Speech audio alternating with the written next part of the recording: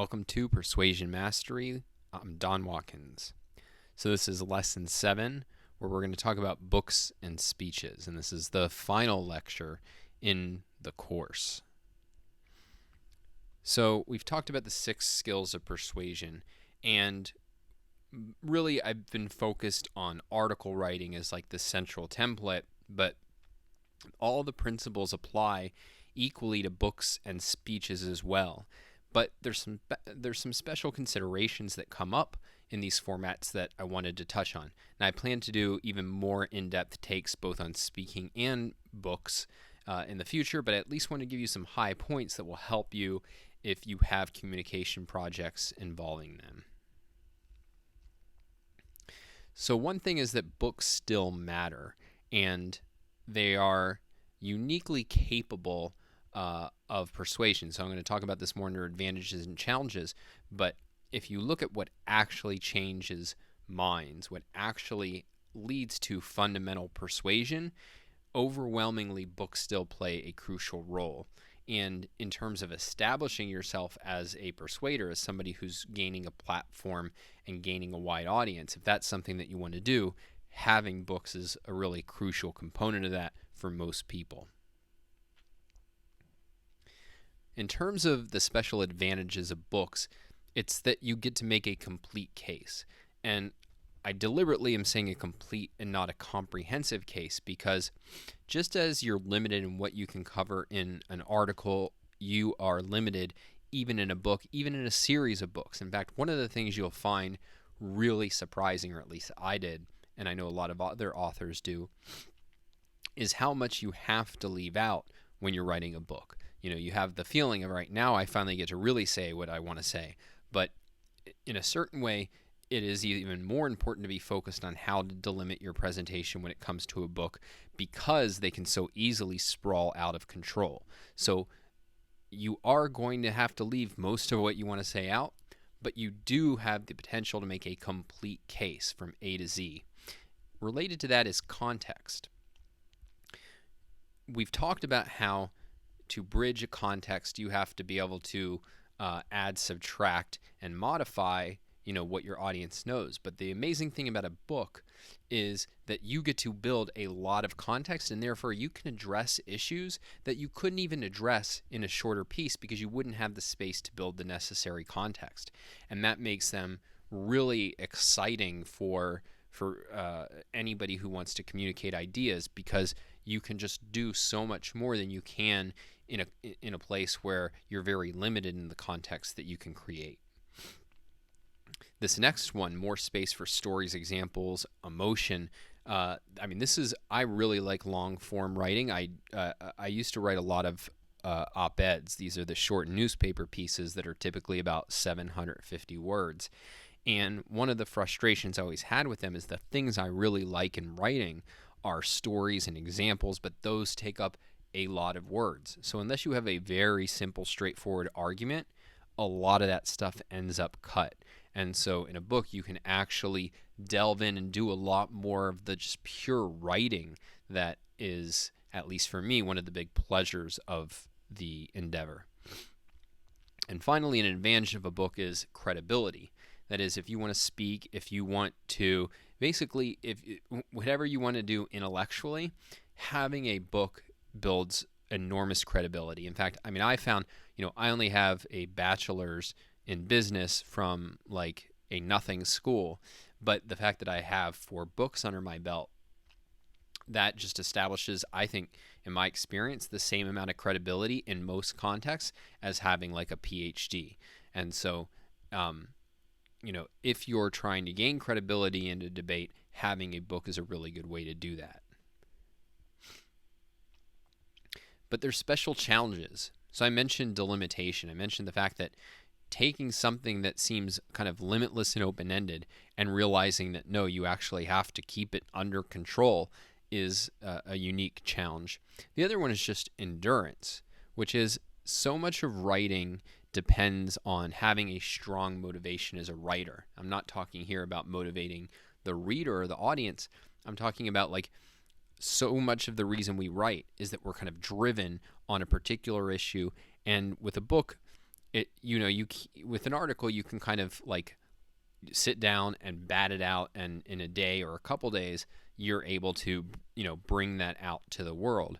But with a book, it is a process that under the best of times is going to take like weeks if it's a very simple book and you're crazy fast, more likely a year or several years. And so it just takes a lot of endurance. And then that's the next point, is maintaining motivation to engage and demonstrate that endurance is uniquely challenging, and a lot of people give up. And then finally, this has been really my, not Achilles heel exactly because I've conquered it, but the biggest challenge I've found in the books I've written is structure. That is, how you put the pieces together of something as complex as a book and an argument that runs across a whole book.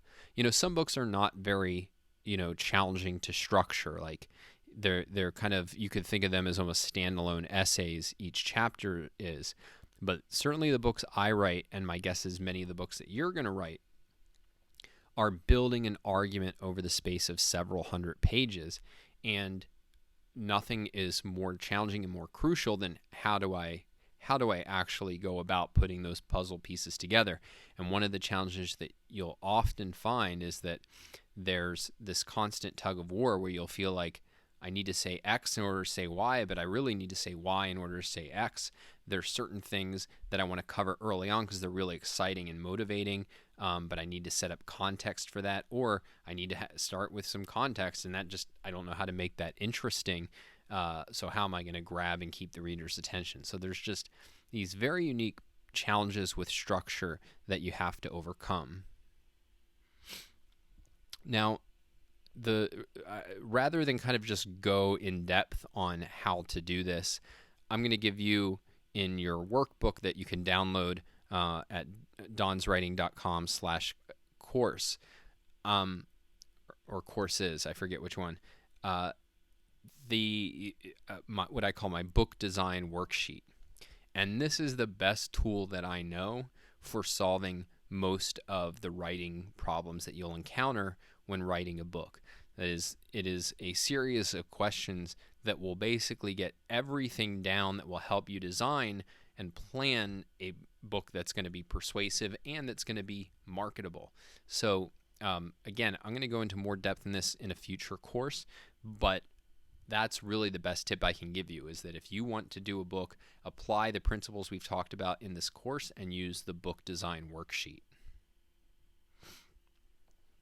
I want to say a quick word about publishing, just so that you go into writing a book with the right expectations.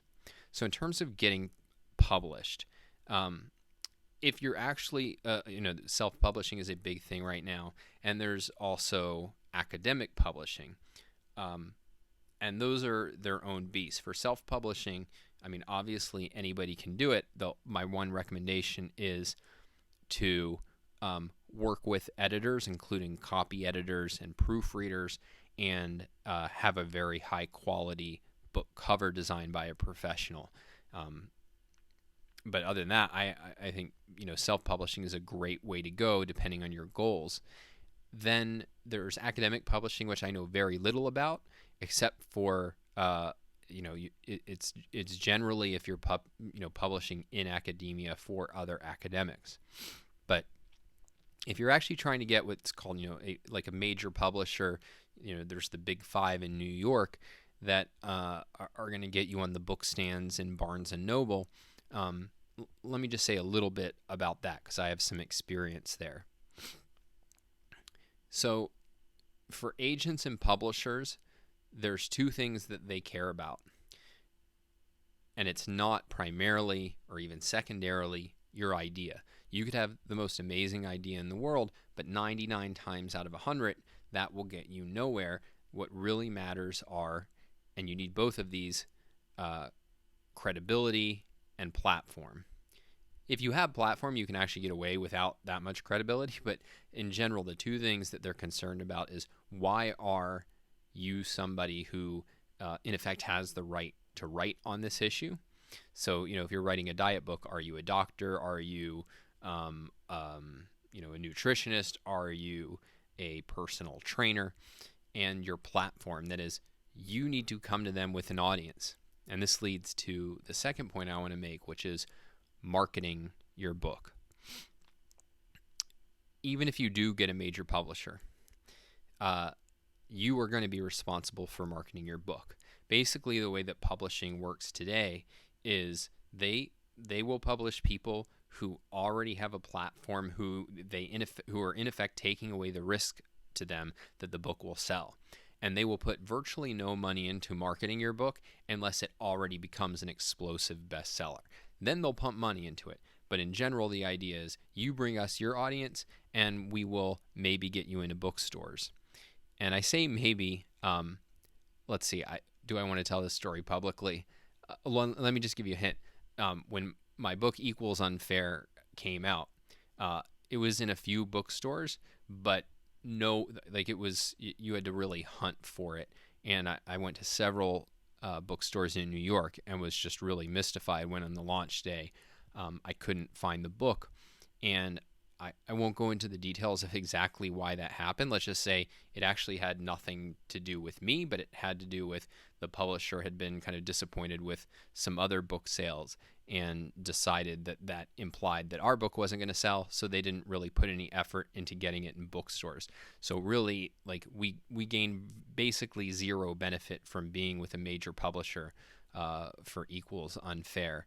And so every sale was really all on the backs of the work that Yaron and I did, and that the Ayn Rand Institute more broadly did in order to bring the book to the attention of readers. So you really do, if you want to write books, you've got to focus on building your platform. Again, this is something that I'm going to talk about in future courses of how you actually build a platform. And by platform, I just mean a way in which you are putting out content that builds an audience that you can have an ongoing conversation with. And so, your platform might be, it can have different elements, but it might be centered around a YouTube channel. It might be centered around a podcast. It might be centered around, a social media thing, like you can be an Instagram influencer or something. There's lots of things, blogs, although those are quite hard to build audiences for nowadays. But your platform is your ongoing major way of interacting with an audience that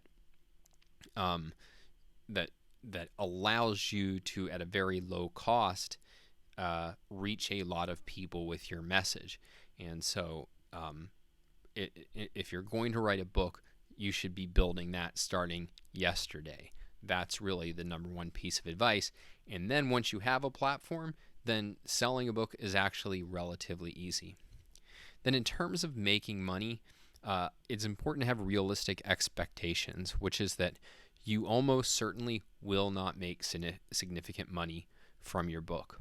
So, the average book, I think I forget the exact statistics, I used to know them, but it's something like 90+% of books sell fewer than 100 copies, or maybe it was fewer than 1,000. It's some just bizarrely low number. And you have to understand that if you're going with a major publisher, chances are you're going to start out with a low advance, maybe $5,000 or $10,000.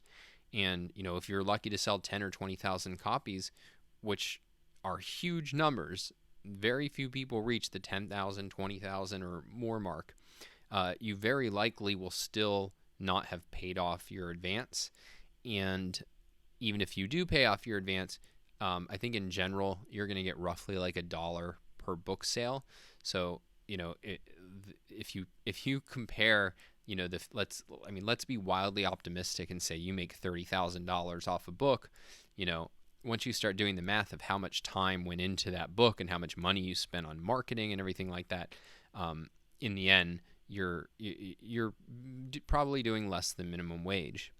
That said, a book can help you make money. Books, remember, are great credibility creators, and so if you want to become a professional public speaker, if you want to do consulting, if you want to use it as an entry into some kind of job or freelance writing, there's many things that a book can help you do to make money, but the book itself almost certainly will not. And even people who are household names because of their books really don't make most of their money from books. a few words about speaking. And so let's start with some mindsets. So the first thing is that speaking is really not about persuasion. It's about starting a relationship that over time will result in persuasion. And the major reason is that you just don't have enough time to do it. Even if you have an hour or 2 hours, it's not enough to really be persuasive. And you're in a format where you it is challenging to present ideas that will bridge a context. You can indicate what those steps are. You can indicate what those ideas are. And there are some speakers who I think are actually pretty effective at persuasion. But primarily what you're trying to do is not persuade. What you're trying to do is convince the audience that you are somebody who's valuable to engage with and interact with and learn from. And you can start a relationship that over time will result in persuasion. And if you have a persuasive, core curriculum like a book or something, what you're really thinking about is how do you intrigue people enough that they're going to consume that, and that's kind of the persuasion journey, rather than how do I actually move them in a significant way during a speech. Second mindset, I find it helpful to just think about, right, what are 1 to 3 of the most helpful ideas I can share with this audience. So it's always important, as we've been talking about, to be focused on the audience and focused on how you can help them. But this is way more important when they're right in front of you and they are trapped there. Because you have to remember, one of the things about books or articles is like, hey, you can set them down, you can pause them. We're so used to watching YouTube where if, you're kind of bored for a moment or you need to focus or think something through, you can pause. At a speech, people are trapped there with you unless they're going to be totally rude and like look at their phone or get up and leave. You really want to be super valuable to them, because otherwise you're really subjecting them to torture. And then mindset 3 is very related to this. So if we think about 1 to 3 helpful ideas, this is really about going to a speech. Why should people do that versus going on YouTube and just watching your videos or something? And so what I like to think is, how can I make this an unforgettable experience? Because if you think about like when people go out to see a rock concert, like the sound quality is going to be worse than a CD you could hear. You're going to be, having to pay a lot of money and be, stuffed like sardines around a lot of people. And so like, why not just listen to a live album or something? It's because it's an experience. You're really there with the person. And, if you're at a speech with somebody discussing ideas, you have a chance to interact with them, to ask them questions. And so what you as the speaker should be thinking about is, I am here to give them an experience. And so you want to think about ways to do that. And I mean, if you look at some of the best speakers, one of the things that they'll do, and this is sort of like, you can't really do this as a starting speaker, at least it's harder.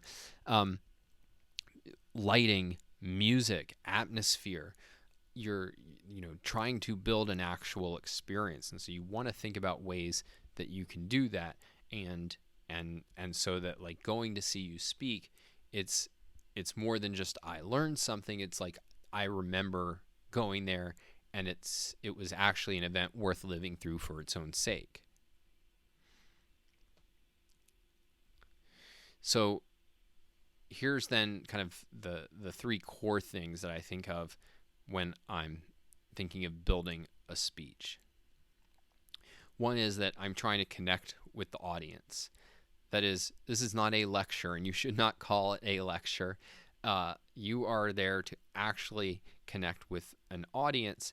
And one way that you're doing that is that it is virtually always a mistake, in my view, to read a written out talk, because unless you are really an incredible reader, and I do know a few of those, you cannot connect with an audience if you're reading.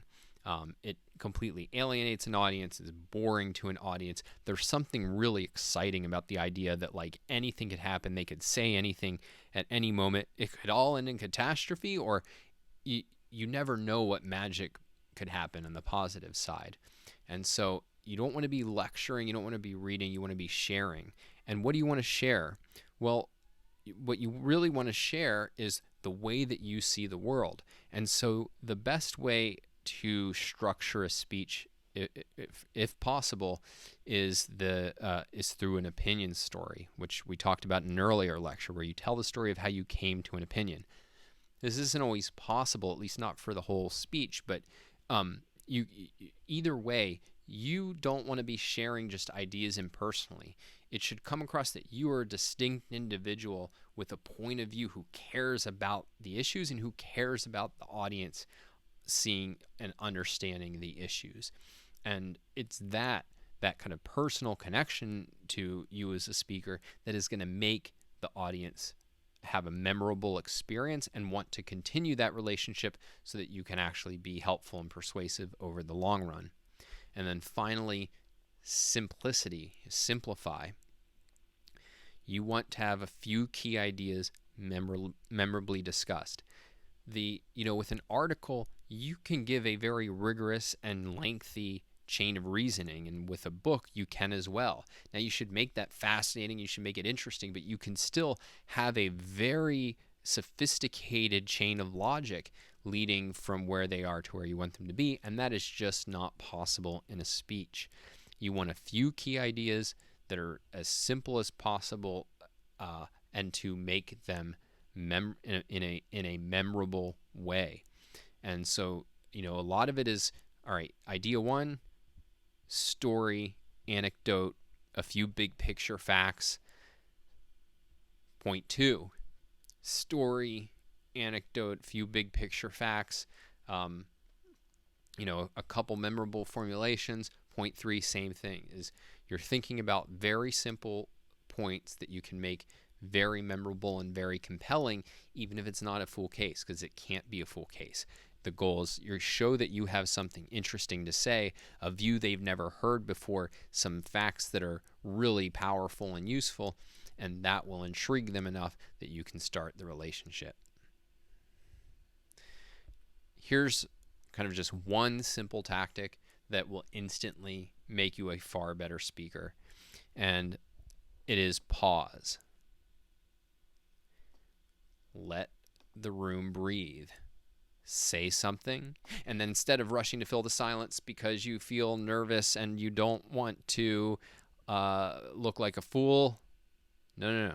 Stop. Complete a thought. Half complete a thought. You fill your speech with pauses, and the level of authority that you convey, and the level of charisma that comes from a person who can just speak and pause and wait it will really transform you as a speaker virtually overnight. And I remember when I first was able to execute on this, I was speaking at some bizarre gold bug conference, but it was one of the bigger rooms that I had ever spoken in front of. There must have been, 600 or 700 people there. It was huge. And I remember at that time I was really just working on myself stylistically as a speaker. And I said, all right, today my only job in this speech is to pause. And I remember feeling as I did it, not like nervous or anxious to fill it, but there was a real power. You could feel the audience actually, in effect, lean forward, wanting to hear more.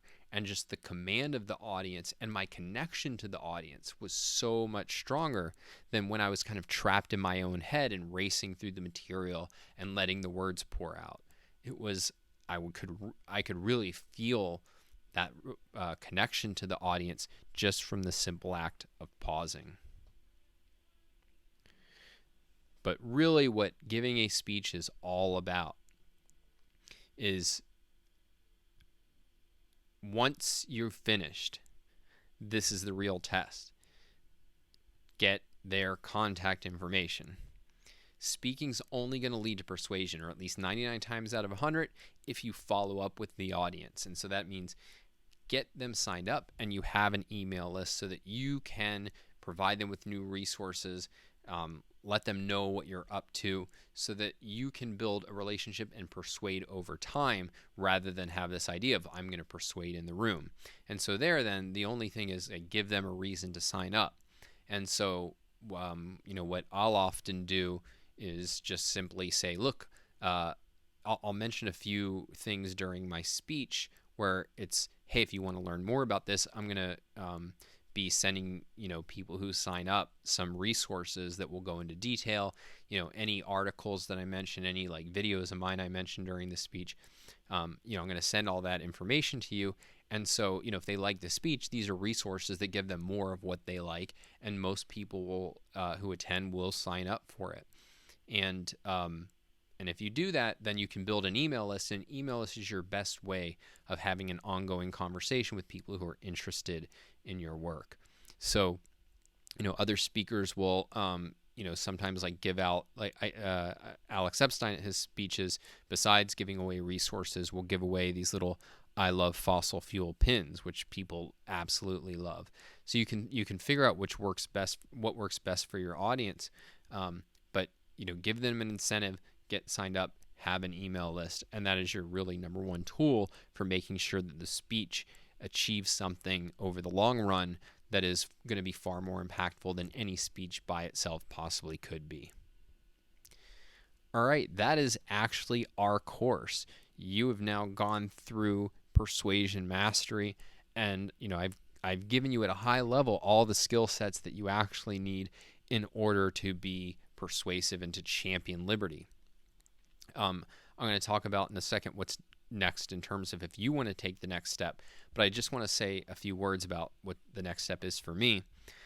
I've only kind of scratched the surface of these skill sets, and what is inevitably going to happen, I think, is as you try to apply these, you're going to run into barriers, you're going to run into difficulties, and ultimately what I want to do is have, whether it's written, video, audio, I want each one of these topics to have just a library of elaborations, examples, critiquing other people's work, critiquing my work.